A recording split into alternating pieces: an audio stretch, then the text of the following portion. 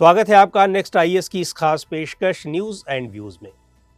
आज के एपिसोड में बात होगी प्रीडेटर ड्रोन्स की जो अनमैन्ड एरियल व्हीकल्स हैं। साथ ही ड्रोन्स के इस्तेमाल और चैलेंजेस पर भी बात होगी। भारत में पिछले दिनों डिफेंस मिनिस्टर की अगुवाई में डिफेंस एक्विजिशन काउंसिल डीएसी ने वेपन्स ले जाने और हमला करने में सक्षम 31 प्रीडेटर ड्रोन्स की खरीद को मंजूरी दी है। भारत की सिक्योरिटी फोर्सेस के लिए इनकी खरीद जनरल एटॉमिक्स एरोनॉटिकल सिस्टम्स से होगी। MQ-9B रीपर या प्रीडेटर ड्रोन्स नाम के इन अनमैन्ड एरियल व्हीकल्स को अमेरिकी कंपनी जनरल एटॉमिक्स ने बनाया है। अमेरिकी वायुसेना इसका इस्तेमाल करती है। ये MQ-1 सीरीज का ड्रोन है जो 1990 के दशक में बनना शुरू हुआ था। ये बिना पायलट के उड़ने वाले छोटे प्लेन्स होते हैं जिन्हें ड्रोन्स भी कहा जाता है। इन्हें दूर से ही जमीन पर बैठे पायलट कंट्रोल करते हैं या फिर ये पहले से ही प्रोग्राम्ड कमांड के अनुसार उड़ते हैं। MQ-9 UAV 27 घंटों से ज़्यादा समय तक हवा में रह सकता है और इसकी स्पीड 240 kts तक हो सकती है।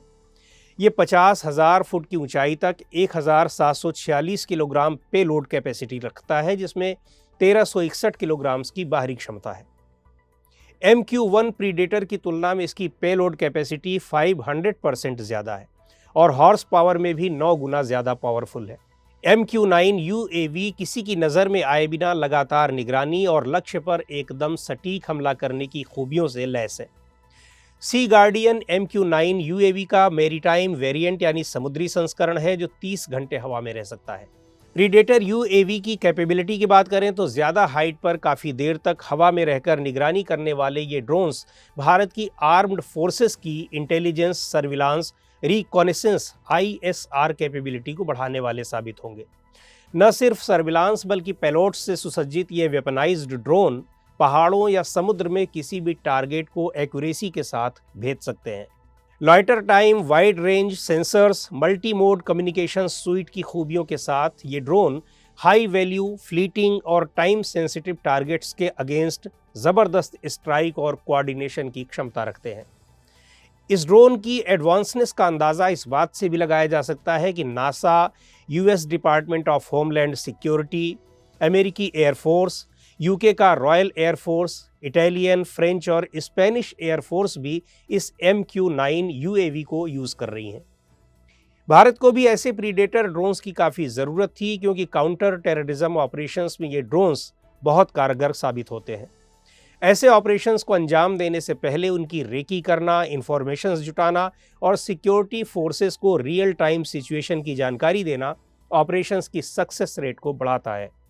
और चूंकि ये अनमैन्ड होते हैं तो सुरक्षा बलों के लॉस का भी डर नहीं रहता। इसके अलावा समुद्री सीमा में भी ये कम रिसोर्सेज में बेहतरीन निगरानी कर सकते हैं। समुद्री रास्तों से होने वाली स्मगलिंग, पायरेसी और रेस्क्यू ऑपरेशंस में ड्रोन्स जितना कारगर दूसरे ऑपरेटर्स नहीं होते। किसी डिजास्टर की स्थिति में जहां खतरों के कारण इंसान नहीं पहुंच पाते, वहां भी ऐसे ड्रोन्स कारगर होते हैं। पाकिस्तान और चीन जैसे पड़ोसियों के होते हुए ये बेहद ज़रूरी हो जाता है कि भारत अपनी डिफेंस कैपेबिलिटीज़ को बढ़ाए और इन पर बढ़त हासिल करे। हाल के दिनों में ये भी देखने में आया है कि टेररिस्ट घटनाओं में भी अब ड्रोन्स का इस्तेमाल होने लगा है।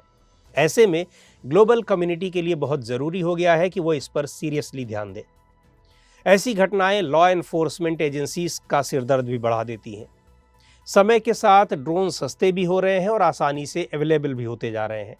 हाल के दिनों में कई टेररिस्ट ग्रुप्स ड्रोन्स के जरिए कन्फ्लिक्ट वाले इलाकों में सर्विलांस एक्टिविटीज़ करते पाए गए हैं। दूसरी तरफ इसके खिलाफ किसी मिसाइल का यूज़ बहुत महंगा पड़ता है और इसे डिटेक्ट करना भी आसान नहीं होता क्योंकि ड्रोन ऐसे निशान भी नहीं छोड़ता कि डिस्ट्रॉय करने वाली मिसाइल आसानी से उसे टारगेट कर सके। जबकि हाथ से चलने वाली बंदूकों की न तो इतनी रेंज होती है और न ही एक्यूरेसी कि उनसे ड्रोन को मार गिराया जा सके। ऐसे ड्रोन्स के खिलाफ वाइड बैंड डिटेक्टर्स कुछ कारगर हो सकते हैं, लेकिन किसी ऑपरेशन की एक्यूरेट फ्रीक्वेंसी पता करना टाइम कंज्यूमिंग होता है। पैसिव रेडियो फ्रीक्वेंसी डिटेक्शन के लिए ज़रूरी है कि इसके लिए अलग अलग जगहों पर कई सेंसर्स लगाए जाएं। लेकिन समस्या तब पैदा होती है जब टारगेट स्टेबल ना होकर मूविंग प्लेटफॉर्म हो। ड्रोन से होने वाले अटैक्स से निपटने के लिए अमेरिका ने अब से करीब 4 साल पहले 2019 में एक विंग बनाया था। वहीं यूके में उनकी national protective security authority counter drone unit और दूसरी सरकारी संस्थाओं से कोऑर्डिनेट करके ऐसे खतरों पर नजर रखती है या उन्हें कम करती है। नेटो ने भी इससे निपटने के लिए कई कदम उठाए हैं। NATO communications and information agency ने 2022 में नीदरलैंड में नेटो की counter unmanned aircraft systems technical interoperability exercise आयोजित की थी। ऐसी ही एक एक्सरसाइज 50 से ज़्यादा देशों के 300 पार्टिसिपेंट्स द्वारा की गई है, जिसे इंटरपोल ने कंडक्ट कराया था। आजकल वॉर्स में तो अब ड्रोन पकड़ने वाले काउंटर इक्विपमेंट्स की मांग भी बढ़ रही है। मसलन रशिया यूक्रेन वॉर में अमेरिका ने यूक्रेन को इसी तरह के 6 ड्रोन कैचर दिए हैं। भारत ने 2021 में अपनी ड्रोन पॉलिसी बनाई है, जिसे लगातार अपडेट किया जाता रहता है। एंटी ड्रोन टेक्नोलॉजी को लेकर डीआरडीओ ने शॉर्ट रेंज में कुछ काम जरूर किया है। फिलहाल इस टेक्नोलॉजी का यूज इंडिपेंडेंस डे पर लाल किले में पीएम की सिक्योरिटी में किया जाता है। भारत की बात करें तो यहाँ ज़रूरत इस बात की है कि सभी स्टेक होल्डर्स से बातचीत करके एक काउंटर ड्रोन स्ट्रेटजी बनाई जाए। इस स्ट्रेटजी में ड्रोन के मिसयूज़ और इनके डिटर, डिटेक्ट और डिसरप्ट करने का पूरा ब्यौरा मौजूद हो। तो आज के इस एपिसोड में इतना ही। अगले एपिसोड में फिर मिलेंगे एक नए टॉपिक के साथ। आपको ये प्रोग्राम कैसा लगा कमेंट करके हमें ज़रूर बताएं। आप अपने सुझाव भी हमें भेज सकते हैं।